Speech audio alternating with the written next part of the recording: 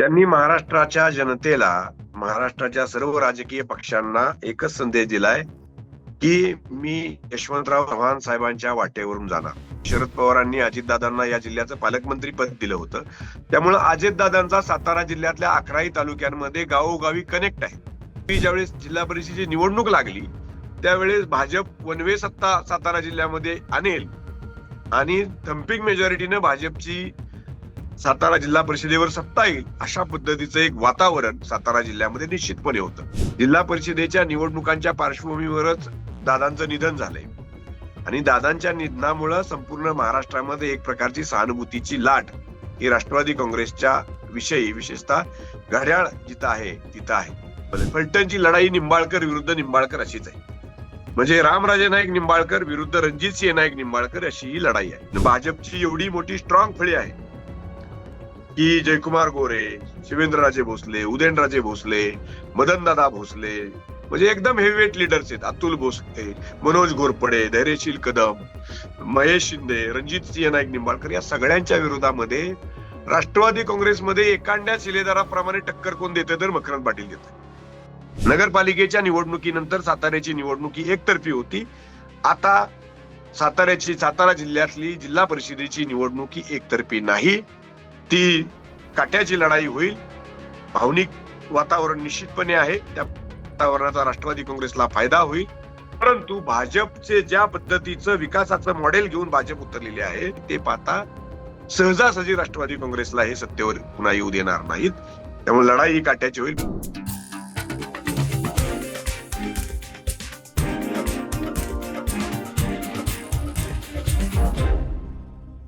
नमस्कार, मी शीतल आणि तुम्ही पाहताय द पॉलिटिक्स.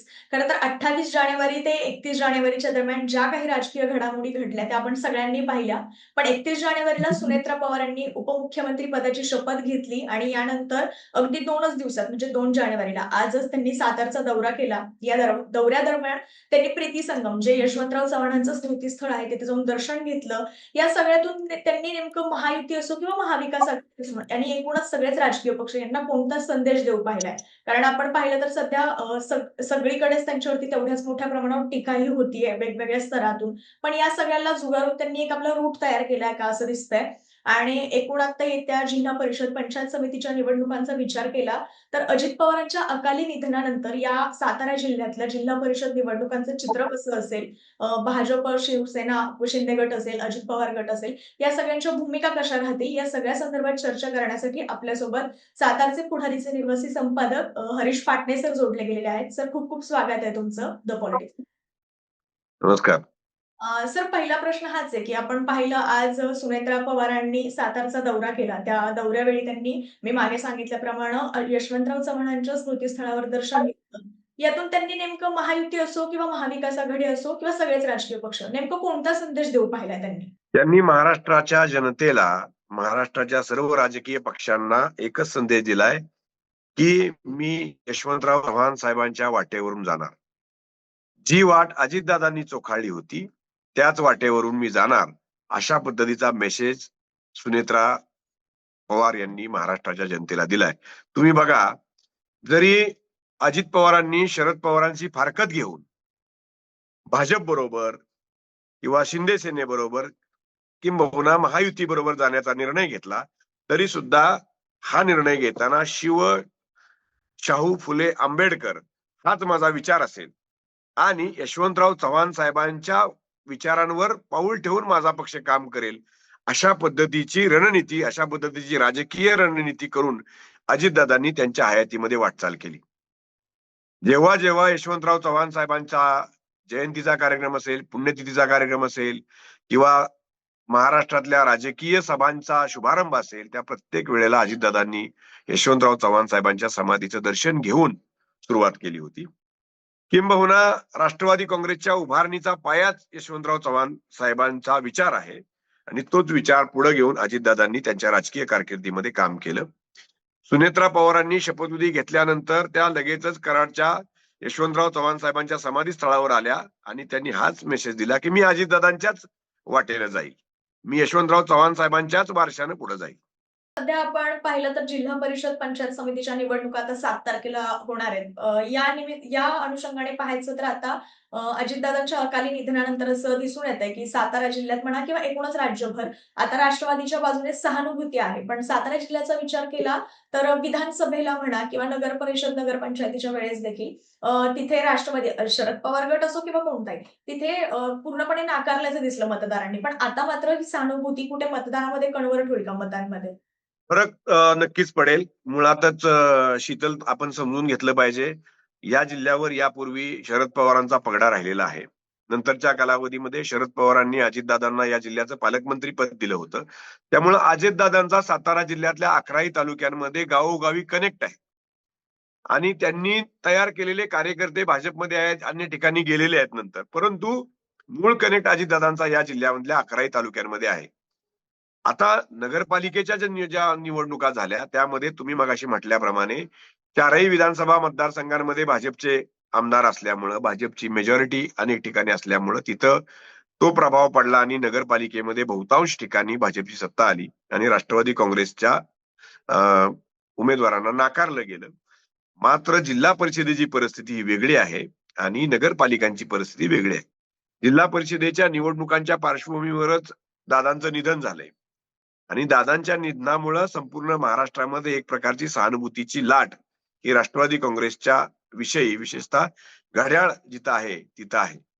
आणि सातारा जिल्ह्यामध्ये राष्ट्रवादी काँग्रेसनं ज्या काही 36 जागांवर आपले उमेदवार उभे केलेले आहेत 65 पैकी, त्या 36 जागांवर उमेदवार उभे घड्याळाच्या चिन्हावर केलेले तिथं तिथं सहानुभूतीचं वातावरण निश्चितपणे आहे. अर्थात भाजपचे आमदार स्ट्रॉंग आहेत, भाजपचे उमेदवार अनेक ठिकाणी स्वतः स्ट्रॉंग आहेत. त्यामुळे तिथं कितपत परिणाम होईल, परंतु जे नगरपालिकेमध्ये झालं तसं न होता जिल्हा परिषदेमध्ये मात्र ही लढाई होईल. म्हणजे यापूर्वी ज्यावेळेस जिल्हा परिषदेची निवडणूक लागली त्यावेळेस भाजप वन वे सत्ता सातारा जिल्ह्यामध्ये आणेल आणि थम्पिंग मेजॉरिटीनं भाजपची सातारा जिल्हा परिषदेवर सत्ता येईल अशा पद्धतीचं एक वातावरण सातारा जिल्ह्यामध्ये निश्चितपणे होतं. त्याचं कारण सार्वजनिक बांधकाम मंत्री शिवेंद्रराजे भोसले आणि ग्रामविकास मंत्री जयकुमार गोरे हे हातात हात घालून काम करतायत. उदयनराजेंची त्यांना साथ आहे. डॉक्टर अतुल भोसले असतील, मनोज घोरपडे असतील, काही ठिकाणी महेश शिंदे असतील, रणजित सिंह नाईक निंबाळकर असतील, स्वतः धैर्यशील कदम असतील, हे सगळे सत्यजित पाटणकर असतील, मदनदादा भोसले असतील, ही सगळी मंडळी एक दिल्यानं काम करतायत आणि त्याचा इफेक्ट भाजपची सत्ता बहुमतानं जिल्हा परिषदेवर येईल अशा पद्धतीचं वातावरण दादांच्या निधनाच्या पूर्वी निश्चितपणे होतं. आता मात्र काय आहे, आता दादांच्या निधनाची सहानुभूती अनेक जिल्हा परिषद गटांमध्ये राष्ट्रवादी काँग्रेसला त्याचा फायदा होऊ शकतो. त्यामुळे ही लढाई जी आहे ही लढाई आता काट्याची लढाई होईल.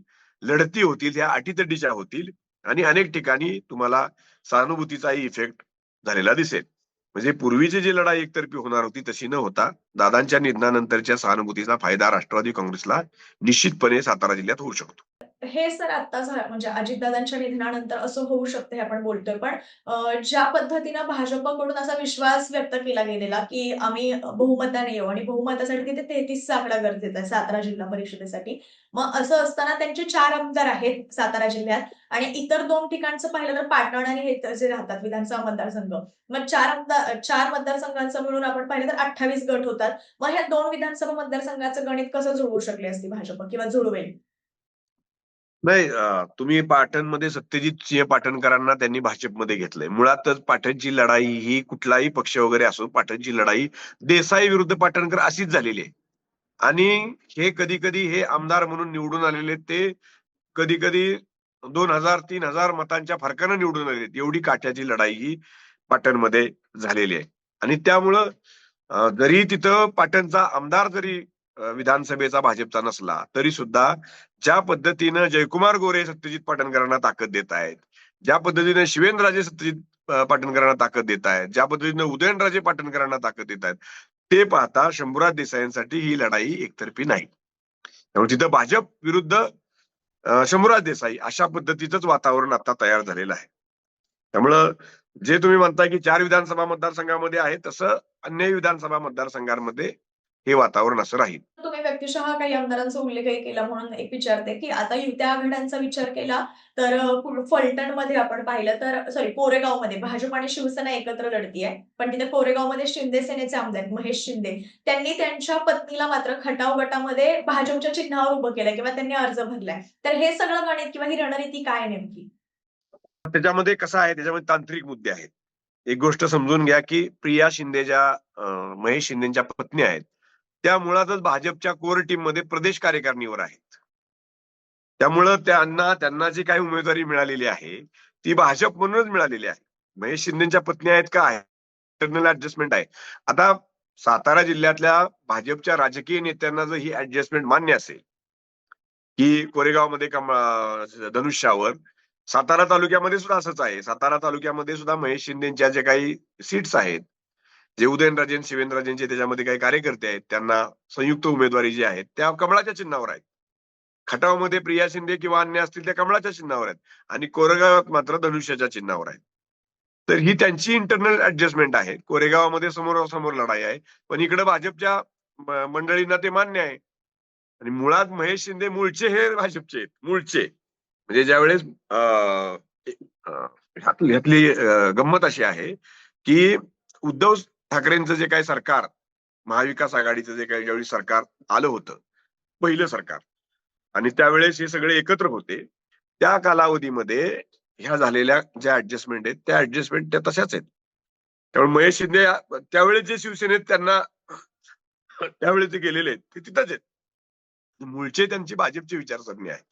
आता 2029च्या निवडणुकीमध्ये ते बऱ्यापैकी समोर येईल की कुठून लढतील, काय लढतील, पण आता तरी ते ही इंटरनल ऍडजस्टमेंट आहे. यासोबत आपण फलटणचा विचार केला तर फलटणमध्ये मात्र भाजप आणि अजित पवारांची राष्ट्रवादी एकत्र लढतीये. पण तिथे तेवढंच आपण बघितलं तर शिंदेचं सुद्धा तितकं वर्चस्व आहे, ते नाकारून चालणार नाही. तर तिथे नेमकं या दोघांची किंवा महायुती म्हणून या सगळ्यांची नंतर काय भूमिका असू शकते फलटणमध्ये विचार केला तर? फलटणची लढाई ही जे लेबल लावलेले आहेत ना शीतल, हे नंतर लावलेली लेबल आहे. फलटणची लढाई निंबाळकर विरुद्ध निंबाळकर अशीच आहे. म्हणजे रामराजे नाईक निंबाळकर विरुद्ध रणजितसिंह नाईक निंबाळकर अशी ही लढाई आहे. रणजितसिंह नाईक निंबाळकर हे भाजपमध्ये आहेत.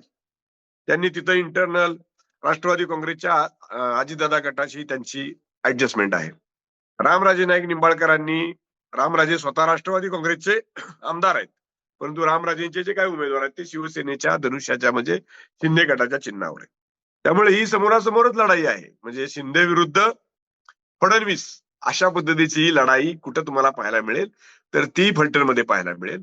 आणि ती अत्यंत उग्र झाली, ती नगरपालिकेलाच झाली होती. म्हणजे नगरपालिकेला देवेंद्र फडणवीसांची पण सभा झाली होती आणि एकनाथ शिंदेची सुद्धा सभा झाली होती. आताच्या राजकीय परिस्थितीमध्ये देवेंद्र फडणवीस आणि एकनाथ शिंदे या सातारा जिल्ह्यामध्ये सभा घेणार नाही तसं चित्र आहे. परंतु निंबाळकर विरुद्ध निंबाळकर असंच त्या लढाईचं फलटणच्या स्वरूप आहे. पूर्ण सातारा जिल्ह्याच्या निवडणुकांचा विचार केला तर काहीच जिल्हा परिषदा वगळता किंवा हे तर अनेक ठिकाणी भाजपच्याच विरोधात सगळेजण लढताना दिसत आहेत. पण हो. तर हे सगळं कसं राजकारण आहे तिथलं स्थानिक पातळीवर? नाही, महायुती करण्याचे प्रयत्न झाले होते, परंतु भाजपची ज्यावेळेस नगरपालिकेमध्ये सर्वच बहुतांश नगरपालिकेमध्ये ज्यावेळेस भाजपची सत्ता आली त्यावेळेस भाजपच्या नगरसेवकांचा सत्कार, निवडून आलेल्या सगळ्या नगरसेवकांचा, नगराध्यक्षांचा सत्कार साताऱ्यामध्ये झाला. त्या सत्काराला राज्याचे मुख्यमंत्री देवेंद्र फडणवीस आले होते आणि त्या सत्कारावेळेस देवेंद्र फडणवीसांनी सांगितलं होतं की आता ही सातारची जिल्हा परिषदेची भाजपची झाली पाहिजे. आणि त्यामुळे एक प्रकारचा संदेश त्यांनी दिला की तुम्ही स्वबळावर लढा.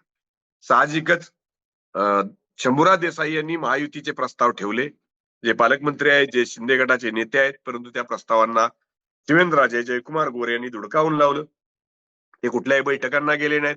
साहजिकच भाजपने अनेक ठिकाणी म्हणजे जवळपास भाजपचे 59 ठिकाणी स्वतःचे उमेदवार आहेत. 65 जिल्हा परिषद गटांमध्ये 59 ठिकाणी भाजपचे उमेदवार आहेत आणि त्यामुळे भाजपने स्वबळावर उमेदवार उभे केलेले आहेत. पंचायत समित्यांमध्ये 119 गणांमध्ये भाजपचे उमेदवार आहेत, स्वबळावर ते उभे केलेले आहेत. आणि साहजिकच भाजपला अपेक्षा आहे की आपण स्वबळावर सत्तेमध्ये येऊ आणि भाजपनं स्वबळावर हे उमेदवार उभे केल्यामुळे बाकीचे सगळे म्हणजे राष्ट्रवादी काँग्रेस, शिवसेनेचा शिंदे गट, काँग्रेस, उबाटा हे सगळे गट एकत्र आलेले आहेत आणि ते भाजपच्या विरोधामध्ये ते निवडणूक लढवत आहेत. मला यामध्ये राष्ट्रवादी काँग्रेसबद्दल म्हणजे अजित पवारांच्या पक्षाबद्दल बोलायचं तर मकरंदाबा पाटलांबद्दल एक प्रश्न आहे, की मकरंदाबा पाटील यांना मोठ्या प्रमाणात ताकद देण्यात आली पक्षाकडून. त्यांचे बंधू जे आहेत त्यांना राज्यसभेची खासदारकी शिवाय मंत्रिपदही आहे आता मकरंदाबा पाटलांकडे.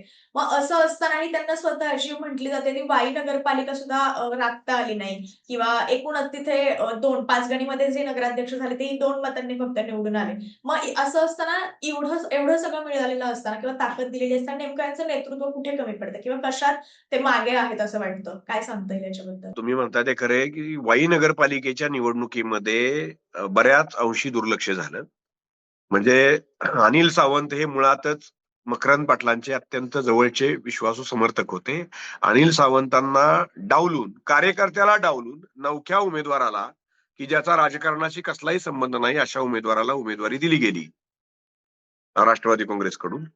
आणि त्याचा परिणाम असा झाला, की कार्यकर्ता नावाचे जो काही संच असतो तो संच दुखावला गेला आणि मकरंद पाटलांच्याच राष्ट्रवादी काँग्रेसच्या कार्यकर्त्यांनी त्यांच्या उमेदवाराच्या विरोधामध्ये काम केलं. त्यामुळे अनिल सावंतांचा तिथे विजय झाला.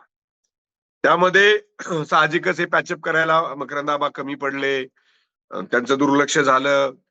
त्यामुळं तिथं तो फटका बसला.